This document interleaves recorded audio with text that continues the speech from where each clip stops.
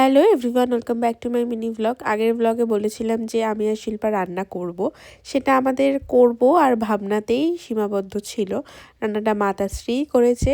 আমরা সব কিছু কিনে টিনে নিয়ে এসেছিলাম আর আমি শুধু একটু আটাটা মেখে দিয়েছিলাম, কারণ ওই কাজটা আমি বেশ ভালোই পারি। তো যাই হোক, তারপর আমরা এখানে খেতে বসে পড়েছিলাম। তখন বাজে ওই 10টা সামথিং এরকম হবে। তো তারপরই শুরু হয়ে যায় আমাদের নাচ গান। আমরা সারা রাত জেগেছিলাম। দেখতেই পাচ্ছ তোমরা, আমরা প্রচুর মজা করেছি। মানে বাড়িতে বান্ধবী আসলে একটা আলাদাই মজা হয়। তো এখন বাজে রাত 3টে, তো তখন আমরা ঘুমাইনি।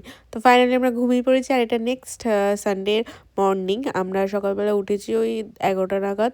তো তারপরে আমার ক্লাস করানো ছিল। আজকে নতুন একটা বাচ্চা অ্যাডমিশন নিয়েছে। ও এত কিউট, আর ফার্স্ট দিন যে ও এত সুন্দর ডান্স করেছে তোমরা জাস্ট দেখো।